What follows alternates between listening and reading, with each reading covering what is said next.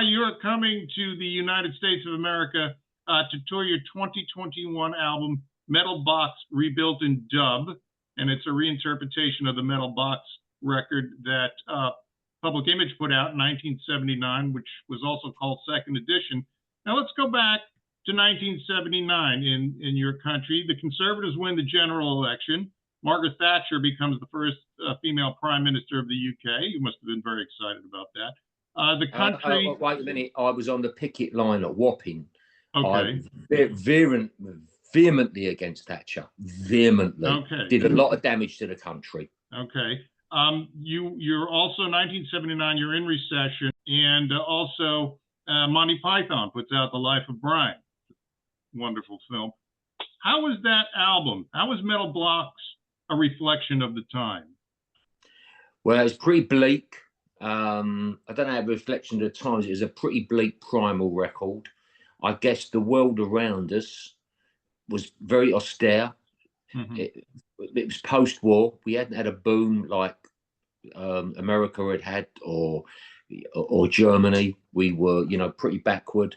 You got a horrible class system in this country. So the people with money are always cool. They always fly above it. It really is. It's as rigid as the Indian caste system, actually. So there was street after street of boarded up buildings, concrete, of corrugated iron. These sort of weird metal fences that went on for miles, and it's pretty bleak. All you had to do really was drink. You had your sort of pubs, rough nightclubs. It was pretty violent. Football was always big, and football hooliganism was a massive thing then. So it was pretty limited. Working class culture was still very vibrant, and there was still a lot. Humour's great. You mentioned Monty Python, so the British have always got great humour, as the Irish have as well. So there's great humour, great irony, ironic humour. So we had that. And some of that you hear in Public Image, of course, But it was definitely a case of where being in a band was great because you could make your own fun, I never expected to be. So for me, it was a tremendous bonus. It was like a dream world opened up for me because I was never a trained musician.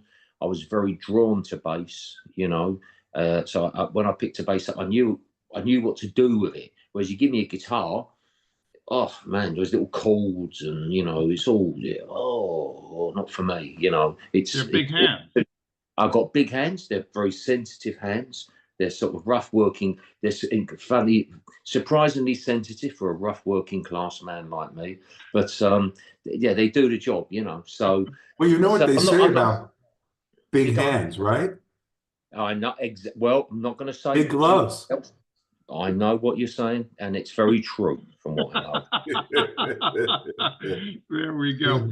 But yes, it was a reflection of the bleak times, and a very, very experimental record when punk rock was sort of morphing into pop new wave. And this was really an about face, especially for your bandmate, Johnny Lydon, who was in the Sex Pistols. So. Yeah, it was. I think when the first thing we did was the eponymously titled Public Image, and I think everybody thought, wow, actually this is going to be fantastic, because that was like a song, really. It was a bit poppy even, so people were thinking this is great. And then we quickly got bored with the idea of doing song structures and just went straight to, I always say to people, I think it was I didn't really articulate it with Levine in that way, but I think it was a sense of, well, we can do this, and with the second album you do that, and then with the third album you kind of do something really crazy. And I think we thought, oh fuck it, let's just go for broke now and do the extreme one now. So we did sort of this very primal, very modal kind of sound. There's not a lot of modulation in it. There's not a hell of a lot of melody or musicality at times in it, as what people would understand as musicality. So there was a different sensibility there. I think that was pushed very much by me and Levine, that side of it, and John he went along with it. To be fair, the lyrics that he wrote for me at that time, that particular time, were more like great pros. It was like Samuel Beckett or Harold Pint. It was like a playwright would kind of write. I don't think he's done anything like it before or since then. I thought it was really fantastic. So it was a one-off. The other factors, I think, were we didn't have management, you know, so it was all very freeform. The business wasn't looked after properly at all. We had a record company that was run by a kind of hippie guy, you know, yet again, one of these elite kind of privately educated guys, Richard Branson, who, to be fair, was very personable. They just let us do what we wanted. So there was no parental guidance or mentoring. We could go in the studio, do what we wanted. You can imagine if you had a hard-bitten manager, you know, there'd be, this is ridiculous. You have to write songs, you know, they'd insist on getting a producer in or something. I mean, I think they tried getting producers in, but one producer who came in there was a story, I mugged him, that guy, John Leckie. So the session started and I walked in and mugged him and then went off down a pub. So it wasn't going to work with producers. We did what we wanted and that was that, you know. Interesting that you had a modal approach instead of a song approach. Well, the reason that happened, I mean, you both know as bass players, I didn't have a clue about, you know, notation or anything, and I just looked at the dots on the fret and made diagonals. It was all very simple. So, you know, it was all diagonals and open strings, and that's how pop tone started, you know, just this one diagonal and then down again on a diagonal, you know, and then so it's this big open octavey intervals and then go into something chromatic, which of course also the fact I was using a Fender Precision helped that, because I wouldn't have done those bass lines if I wasn't on a Fender Precision. There's something about a Fender Precision. I know a lot, you both know a lot to do with the thick neck and the split coil, yeah, a lot to do with the strings you're using, but there's something about Fender's got a sound that lends itself to those kind of chromatic runs, you know, well, and of course the Fender has an incredibly good E string, isn't it? It's a lovely tone. When you get down to the G string, a little bit slightly tinny for me, you know. Yeah.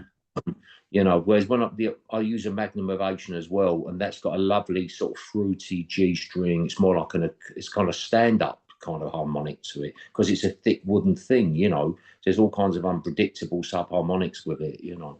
Yeah, well, you know, David and I were big fans of Miles' Electric Ear, especially Bitches Brew and the Jack Johnson, which is all modal compositions. And it's interesting because your love of dub is also in that same. It's not like pop song standard. It's mostly dubs and grooves and that type of approach. So I can see the correlation there. That's right, and of course there's a correlation, as we know, with those modes, the kind of modes I played, and E minor and A minor. You know, they're not a million miles away.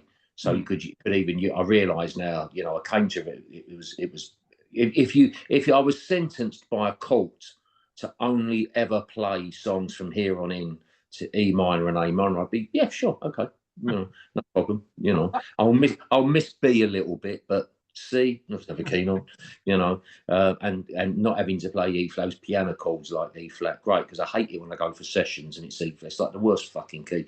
I put on second edition this morning to drive to get coffee, and it really, you know, as you grow as a musician, you begin to almost define what you're hearing, and oh, that's this.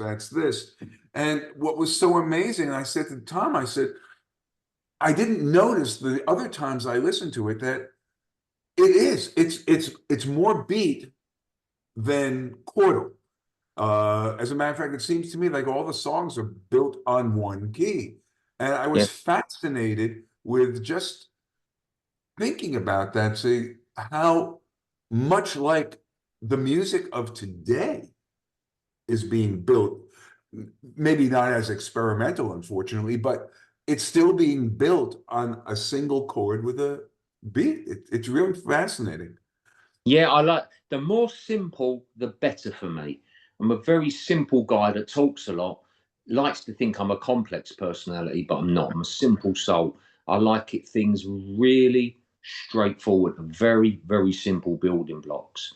And I like thinking of music rather than sequential. I mean, obviously you have to think of it that way, and you write from chord. As you get older, you learn to write from chords and chord progressions. But I like the thought of a painting, you know, with a novel, you've got to turn the pages. You can't take all the information of the novel in one go. Whereas with a painting, you can stand in front of a Rothko painting and it's almost visceral, you know, it's physical. You're looking up at it and the whole thing's there spread out. And I like to think of that with music as being vertical, with this modal kind of music. It's a big sheet of stuff and it's all happening at once in some way, you know. And I like it with a very simple basis. To me, it's like architecture, say, with Gothic sort of arches, you know, not the classical Greek pillars and arches, you know, very straight lines, you know, very, very simple, those pillars, the curve, you know, very, very simple, basic design that you can build a lot on, you know. So, and I'm very happy with E, you know, and there's something about E.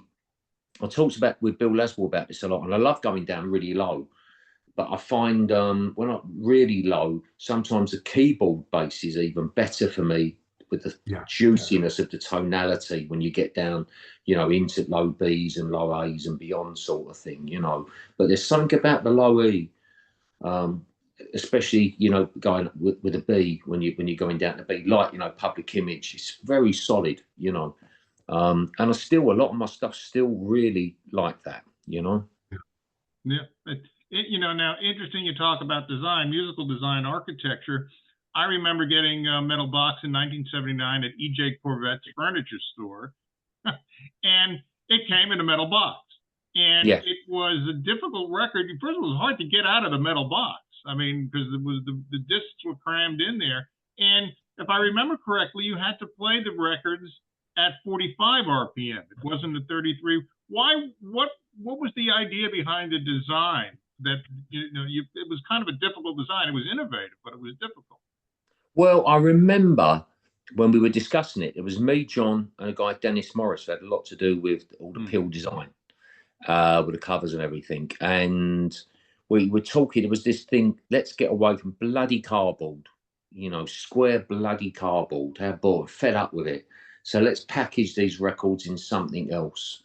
So we thought, basically, you get elemental. You start thinking of the elements, you know, wood, metal, and then maybe you think of glass even, you know, and it obviously comes or material, maybe some kind of a pouch. And then as we're talking, we keep going back to metal, and then we saw where we were talking a big cine film, you know, cine film canister, which is basically very similar to a metal box. Took it from there.